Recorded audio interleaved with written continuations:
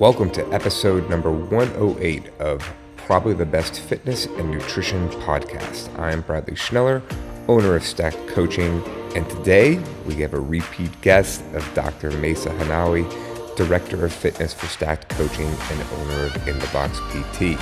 This weekend, Maysa flew to New Orleans and we got to spend the weekend together working out, counting macros, and eating a bunch of good food. We talk about all that here on this episode, how we mesh together CrossFit, how we program, and talking about eating for performance. Hope you enjoy the show as we sit down and have a pretty casual conversation about all things fitness and nutrition. Stacked Coaching, a fitness revolution is coming. Hey everybody, what's up? I am Bradley Schneller with Stacked Coaching. I'm Dr. Maysa Hannawi with In the Box. What's happening?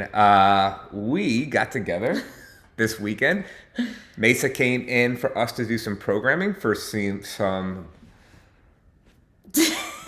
for some programs that we are building out. Yep. Templated programs for people to purchase and run them through what we're doing. Yeah, so most of what we do is one-on-one individualized programs, but not everyone wants to do that, needs to do that. Some people just want a templated program to follow month to month or cycle to cycle that's progressive, that's intentional, that's going to take into account things like mobility, stability, single leg work, progressions, frequency, stuff like that. Yeah, it's kind of the foundation for more advanced things we're going to do later, correct? Exactly, yeah, it's GPP. Right. Why would someone maybe want to do this program instead of maybe their group fitness program? Like if they belong to a group fitness gym. Is there a reason why? Yeah. I think it's just very intentionally programmed. I am a physical therapist who have a lot of experience in a gym.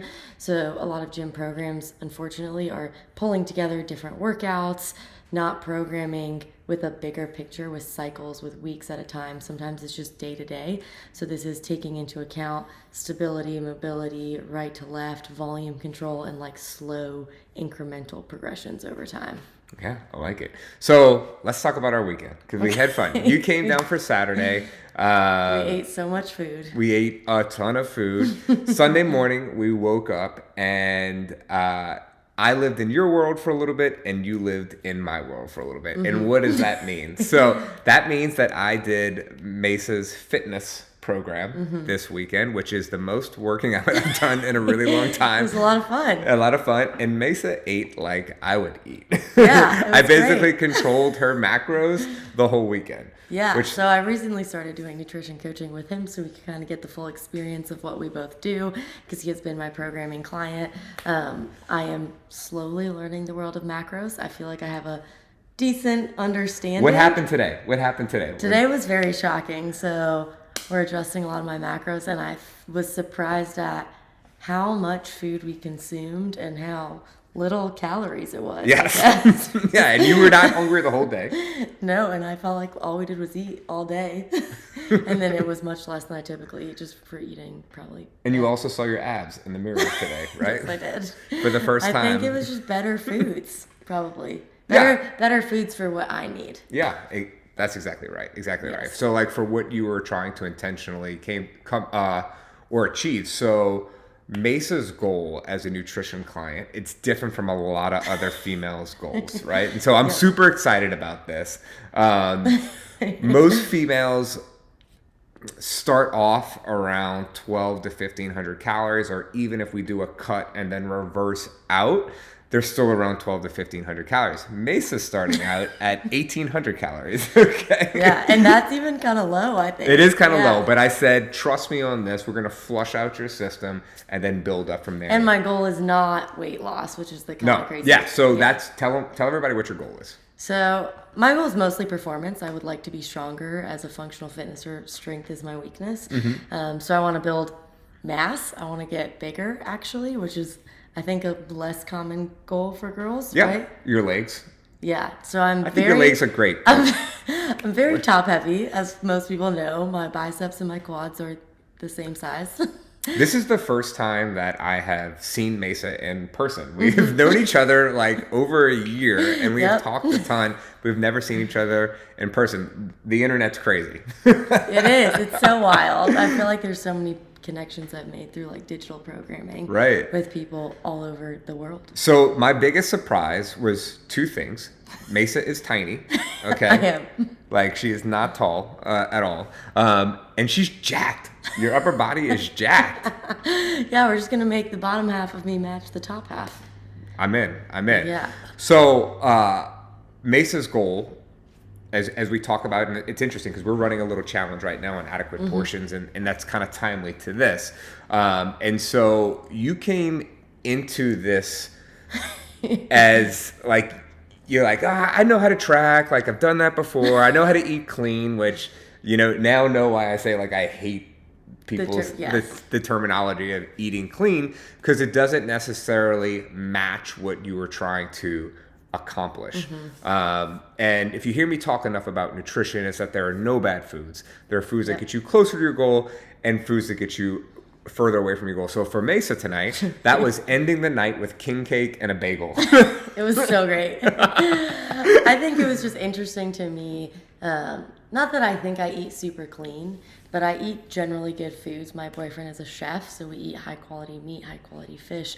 We're eating well-cooked meals frequently. I'm not someone who's eating a ton of fried food or a ton of fast food. I do love ice cream, but I think it's just interesting. This is going to be interesting from a learning perspective of like what foods do what makes up foods. Because I don't think I'm someone who needs to drastically change my eating habits. It's just understanding little pieces. Yeah, no, you don't need to change your eating habits, and it's just kind of like connecting some bridges that we have, right? Like when I saw Maysa's tracker for the first week. What?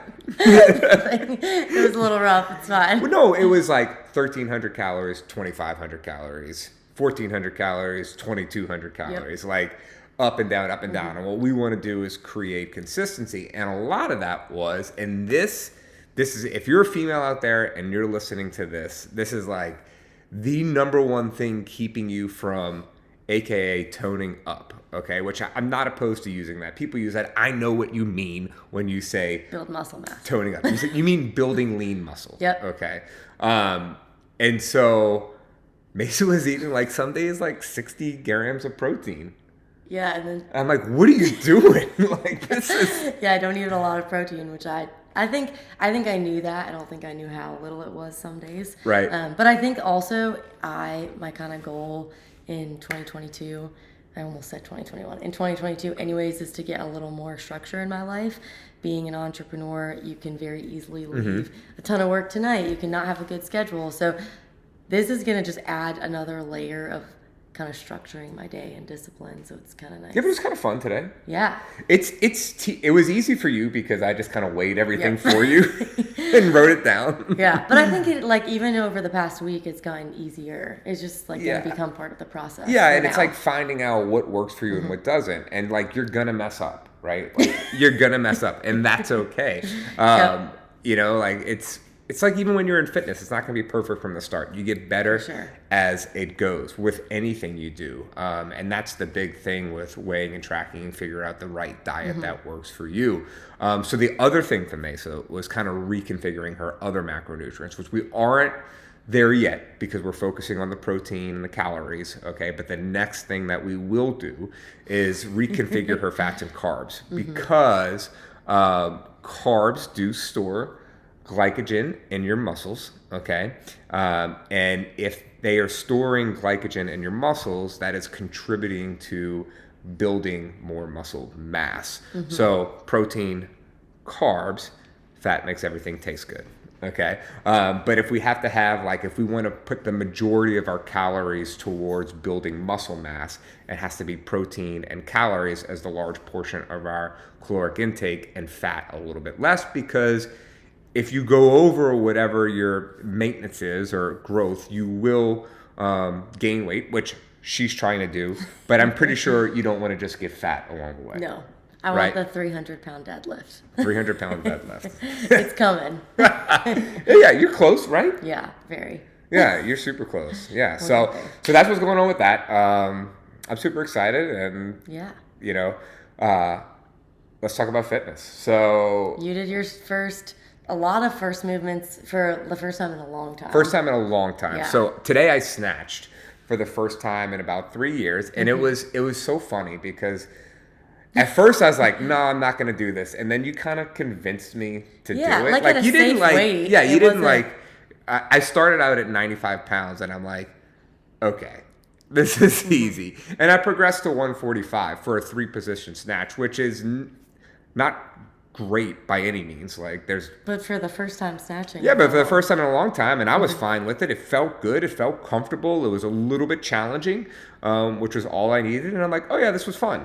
Yeah, and You know? I think it shows that that's like a testament to doing one-on-one programming and doing the things you need to do for your body, that you've worked on shoulder stability for a really long time. You've worked on overhead position. You've worked on strength balance right to left and making both your shoulders be able to push and pull the same amount, so that when you do want to play a little bit, you have that base, which brings us to our next conversation. But you know, that base of fitness, which I always preach to all my clients, to build a base. So then if you exceed that capacity, if you want to try something new, you have some room to play. Well, you know what the interesting thing is, and I'm going to tell people what happened next. So next was you had to do, it was front squats with a 2-second pause into a push jerk, right? 6 sets of 3. The 3 reps were front squat, pause, up, push jerk. Okay. Well, I had just snatched for the first time in 3 years, so I opted to not do the push jerk. Yep. Maysa's been building this up for a while. She doesn't have any shoulder issues, so she went with the push jerk, right? But the point is as you are progressing back into something that you haven't done in a while, volume matters, 100%. right? And so we had kind of done a full body workout the day before. We worked out for an hour and 45 minutes the day before. Which is not typical. It's not typical. We just had some fun. Yeah. Right. And we had kind of done a lot of pulling. We'd hung from the rings. We'd done some kettlebell swings. We did some devil's presses. And I was like, I think I'm gonna take it easy with this. So I was cool with that. You crushed it. We went on. Yeah, and I think like I have a coach that programs for me, because I think coaches need coaches the same way I expect my clients to follow what I do. And he is taking into account my weaknesses, what I'm trying to work on, where my capacity those are, how my joints are moving. So it's safe for me. And Right. that's where like you were just hopping in on my program for a day, which is fine. It's good to have fun and fitness with friends sometimes. But you were smart about it. You weren't just like, oh, I have to do everything Maysa's doing, because it's not your program, you know? Yeah, I'm actually going back to our group class tomorrow. So I wanted to be able to not destroy myself, to go back on track with my group class tomorrow. And you can do that because you spent a very long time building a healthy base of fitness. Yeah, Healthy Base of Fitness, which is the program that we've been writing. It's called Building a Base, which we were kind of brainstorming names and talking about things that we say a lot. And I tell my clients all the time, we should build a base of fitness, because it gives you, like I said, room to play if you want to go try something new or exceed your capacity, or even go on vacation and take a week off. You have a good base to come back to versus someone who's just taken, an extremely long time away from movement. Yeah, how should someone decide, like, let's say they are in group fitness, who is the person, and we're not talking about the people that are looking for individual coaching. I'm not talking about them, like someone that maybe need to progress out of pain or has a specific goal that they're trying to accomplish that needs to hire a virtual coach, okay? Who is the person that might need something different than the group class that's not exactly, one-on-one coaching? So I think there's a couple factors with that. One is in functional fitness and CrossFit, we talk about variability all the time. And while there is merit to that, and while I do think mixing up movements is good, throwing together random variable movements only works for a finite amount of time. There is progressions are really important in fitness. So we have variability in functional fitness just from the amount of movements we can use. If we make use of those movements, we should repeat them week to week and month to month with small progressions.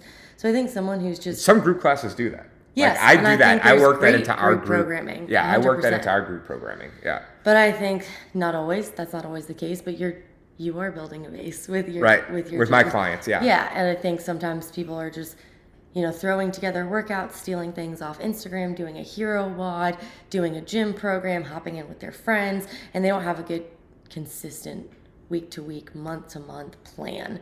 And then eventually you're either going to have overuse injuries, get burnt out, or not see progress. Like you see these people who are like, I've been working towards this movement or this number, or trying to get, a push up or a pull up for years, and I haven't seen it. And it's because they're not intentionally progressing over time. They're not taking into account how frequently they're going below parallel, how frequently they're pressing. So it's a just general guideline for a person who wants to see intentional movement and progressions over long periods of time. Yeah. So one thing I would love to talk about, and I thought this was pretty cool, is because I feel like I do a pretty good job of group programming. I have individual clients that I program, but you are also my coach, right? And so I do take cues from you. And one thing I was asking about is the difference between upper lower splits and then CrossFit programming that is maybe more full body every single day. So this is a two-part question. Okay. The first part being that it's my assumption that if you are working out less than 4 times a week, so let's say 3 times, then you should be working full body all 3 times. Okay? Okay. Yes or no?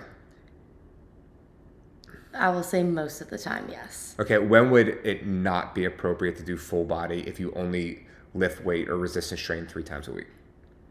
I think one, if you're in pain.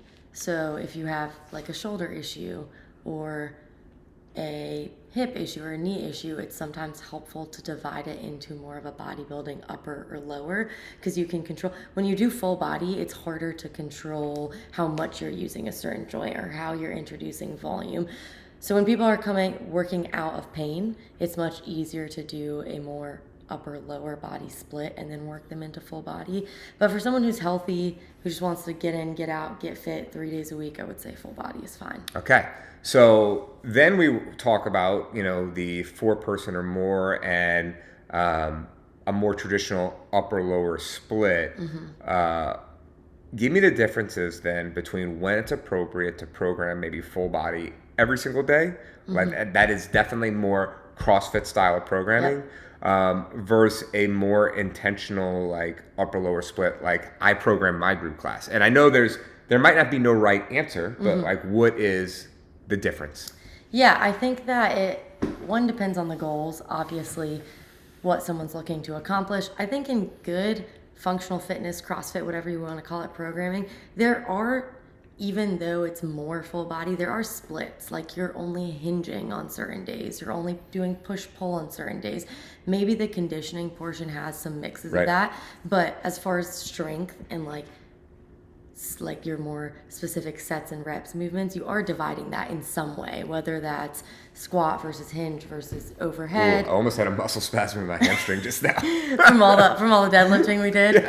But I think I love CrossFit and I do a lot of functional fitness. For most people that have specific goals or just want to look good, it is easier to accomplish those goals with splitting like functional bodybuilding, like upper, lower splits. CrossFit is fun. If you want to compete, if you want to mix it up every day, you can do that. But for specific goals, for progressions, for building muscle, it is easier to split it up into lower and upper body days. Right. Does that have anything to do with maybe pushing those particular regions of the body into more of a failure or not?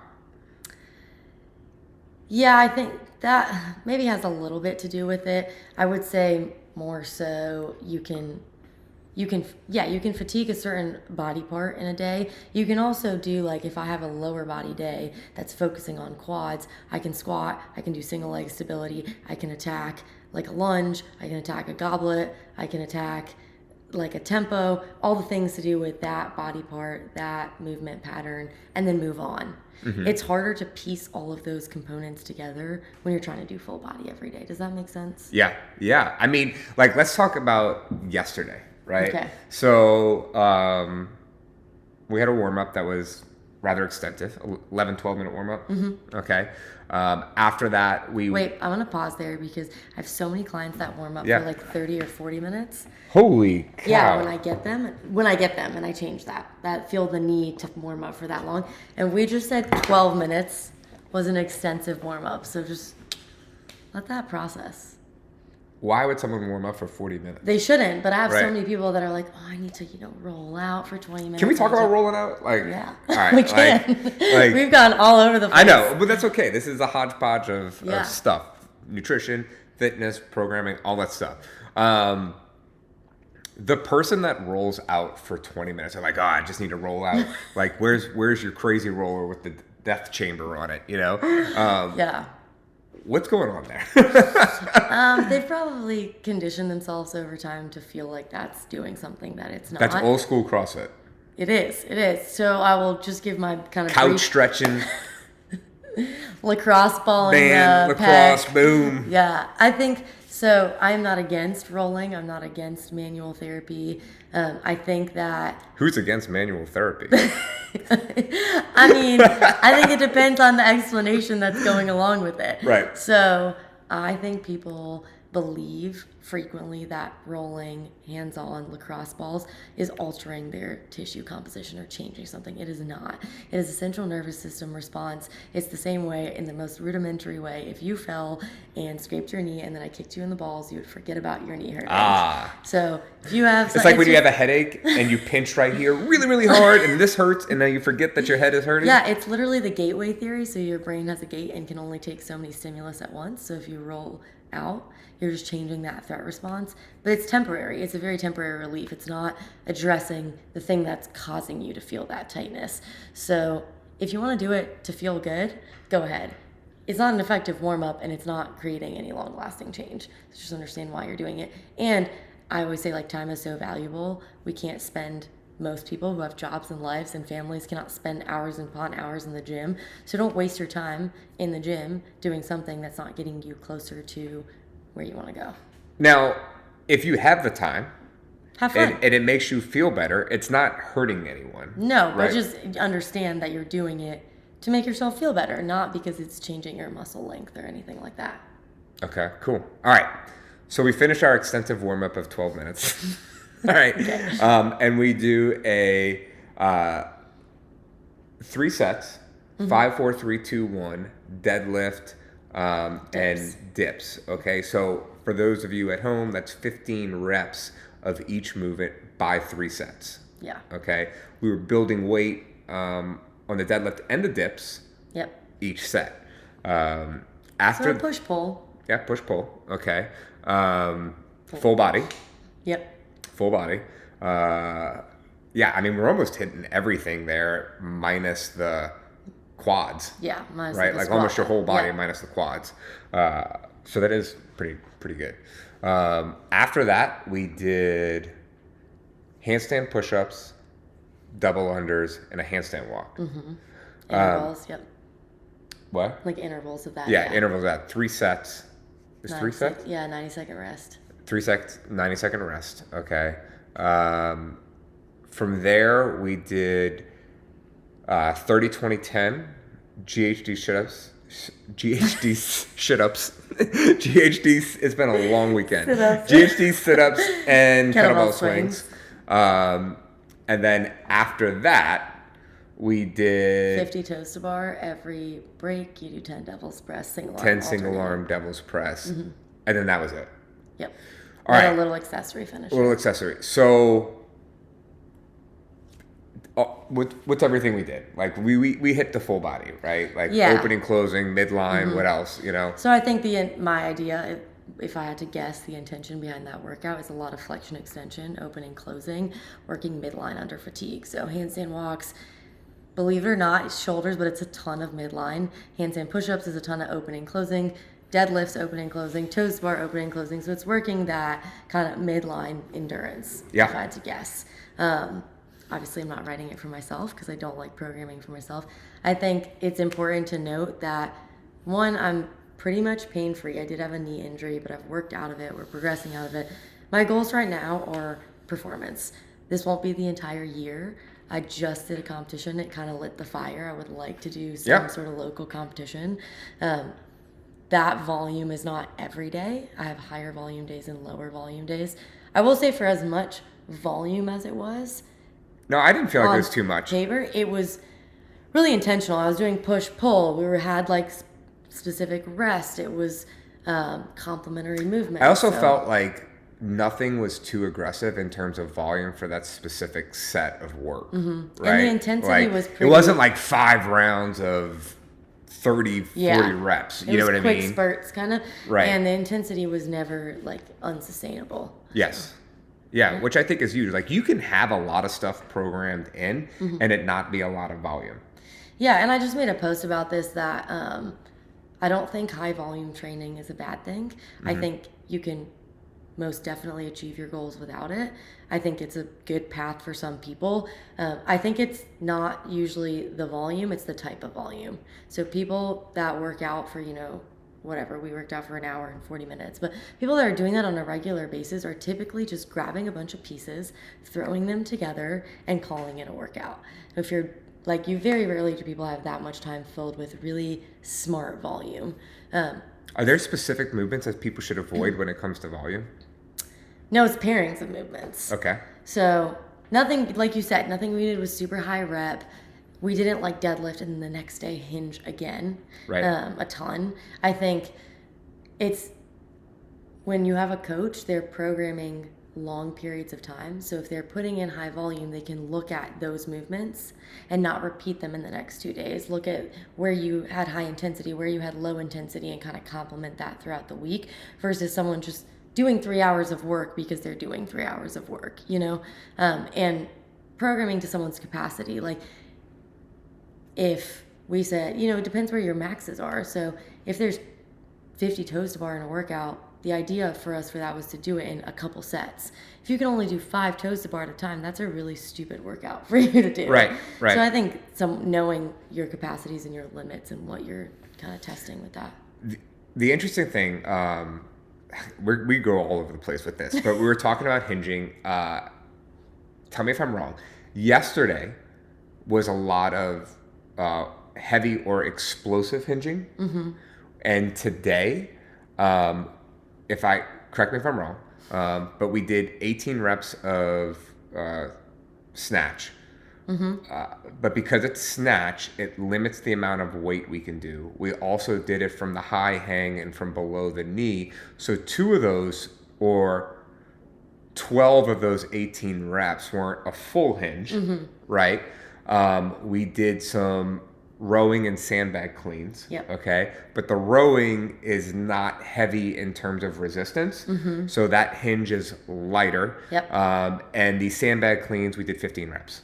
Yep. So in terms of hinging, they're a little bit different and less explosive today and less resistance maybe. So yeah, for sure. And it matters how you do it, right? 100%. And with CrossFit, obviously there's going to be repetitions on things like squats and hinges and pulling. Those are 3 really big movements.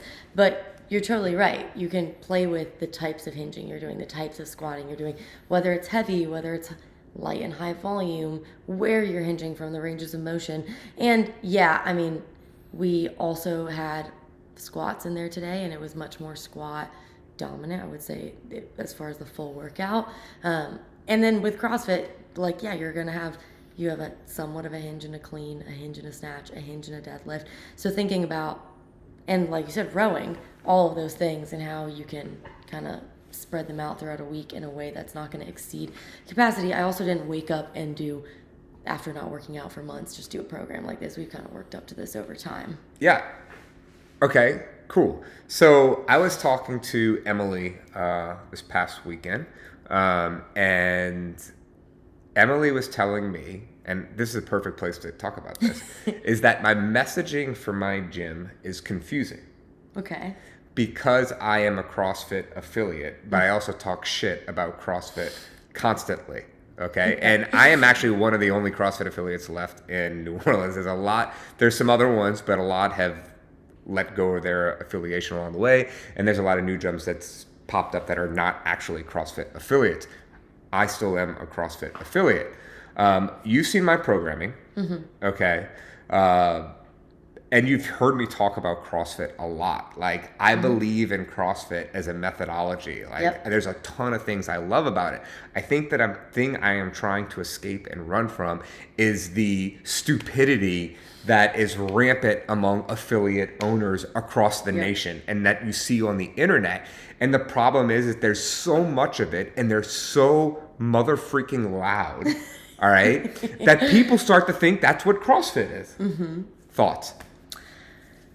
This is like you're preaching to the choir, because I love CrossFit, but I think it's often done wrong. And I think this comes down to, like you said, defining, you believe in the CrossFit methodology. So like, what is CrossFit? CrossFit is everything. It's every form of movement. Any movement you do can be CrossFit. CrossFit is not like Fran or a hero workout, or it's literally moving. It's not gymnastics, pull-ups. No, it's literally any single movement can be a CrossFit movement. It's just working out. It's just doing fitness on a regular basis. I think there's pros and cons to the freedom CrossFit has given affiliates to do whatever they want. I think the fitness industry and knowledge has evolved over the last 10, 15 years of CrossFit. Some people have not evolved with it, as in many sports and many fields in general.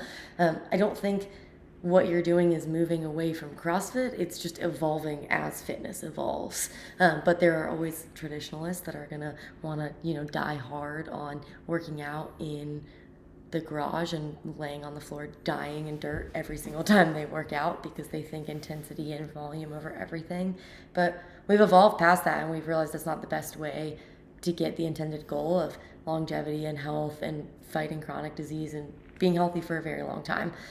So I think you're just evolving. You're evolving with I look at what we did today and what we did yesterday was very, very much CrossFit, right? Yeah, yes, but I would say, like, maybe not, because when I started CrossFit, the workouts I was doing didn't have, tempo in them. They didn't have controlled reps. They didn't have built-in rest. There wasn't accessory work. Like, we did shoulder cars in our warm-up today and stuff like that. I wouldn't say that is CrossFit at its core, but that's defining what so we were talking yesterday, and we had this conversation, and I said, if a gym tried to produce this workout in a class, a group fitness class, in an hour, they'd have to take out this, because there's not enough time to do this. And if you took out all this other stuff, and now maybe the workout looks half of what we actually did, I wouldn't feel very fulfilled after the hour class. And I think a lot of clients, and let's be real, like, if your clients aren't having fun, if they don't feel like they got a good workout in, they're going to stop coming, right? So there's a delicate balance we have to play as gym owners or programmers, et cetera. It's a little bit different when you're programming one-on-one, because people are coming to you for you to address a specific problem and put your trust in them. It's also like when someone signs up for private nutrition coaching with me, hey, I'm the boss. Right? Yeah, like, do what I say. Do what I say, right? Whereas if I'm some like influencer on social media and I'm trying to get follows or likes or whatever, like, I'm throwing out the sexy stuff. You're not seeing the tedious things that need to have happen. So it gets back to what I am trying to do in a group class is I'm trying to provide as much fitness as possible in an hour. And you saw that class today. And we put a lot in an hour. It's very fast paced. We move through things, but consequently we can't do a lot of higher skilled things. Because higher skilled things take time to appropriately learn. I've sat in those classes before where they teach you how to kip. Okay. It is incredibly boring for most of the class if you don't know how to do it. My best thing for that is, because I will still write gymnastics pull-ups into workouts every now and then, and half my people don't know how to do it. That's okay. The half that did learn can do it. The half that didn't can either spend time after class and learn, or do ring rows or modification, or purchase personal training. Right? And learn how to do it. I think that's like, you kind of nailed it on the head with, I think people need to stop thinking of group fitness is this way to learn all of these new skills. The point of group fitness is to someone who wants to be healthy, to live a healthy lifestyle, to get in, to keep moving, to feel fit, to look good, and to go about their day. If you are someone who has specific goals, whether that's get out of pain, whether that's I want to do a muscle up, I want to be able to snatch heavier, that you don't go to group class for that. You go to group class to generally be fit, to do fitness with your friends, and to live your life, like to live a healthy, happy life. I enjoy certain skilled movements. I would like to do local competitions. I want to get better. If I go to group class, it's to have fun and to get generally fit. If I have specific goals, I'm going to do one-on-one programming. And I think that's where like a lot of those high skilled movements can be removed from class, because majority of the population that are filling boxes are not competitive athletes. They're your everyday person who just wants to exercise and look good naked and feel good in their body and live a really long, healthy life. If I do one-on-one programming and I come into class and there's butterfly pull-ups, I can do them because I've learned them in a time that's appropriate with a one-on-one coach who's taught me. I love that you said a time that's appropriate. Mm-hmm. Like that could be a year plus, right? Like yes. There's people that come into a group fitness class and they want to get butterfly pull-ups in the first 6 months, which is possible, but like, what is your base? What are you working with? Like, and if those are like, if you have a goal like that, that's a very performance-based goal, you should get a coach. Because that's not the point of group fitness. And I think people want a CrossFit class or a group fitness class to do all of those things. And that's not the case. Right? You would say most of your members want to come in, feel good, get fit, get out. Yeah, we talk about this all the time. I do all the time. I beat this drum. Is when someone signs up for group fitness, their goal is it's either I want to look good or I want to be stronger to play with my kids and or be healthier, fitter. That's it. Okay? There's nothing about I want to do X movement or I need to go do this. Those people are very few and far. And by very few and far, I mean 1 out of 1,000. Yeah, and those are the people that should do individualized programming. And sometimes once you get into CrossFit, you have goals based on, I want to squat this much, I want to do this thing. And those usually should be worked on outside of class. If you start using those skills in class, that's fine. But majority of people don't need to do muscle ups, don't need to kick upside down, unless you're trying to have performance-based goals, which is fine. It just might not be appropriate for class. Yeah, I mean, if your goal is to compete, you should learn how to do handstand push-ups. You should learn how to do muscle ups. And I even think if that's like a skill you're just interested in learning, it's fun, go for it. But in order for it to be safe and progressed appropriately, it's not going to happen in a group class. Well, it's just not. That's the other thing I was going to talk about. Like, what is the time you have to dedicate? Right? Because like, if you were working on high skilled movements that come with a higher risk variant, okay, then there's other things you need to be doing besides just that skill. Right? To protect yourself against 100%. The risk that comes with practicing that higher skilled movement. And I think that's something people tend to forget.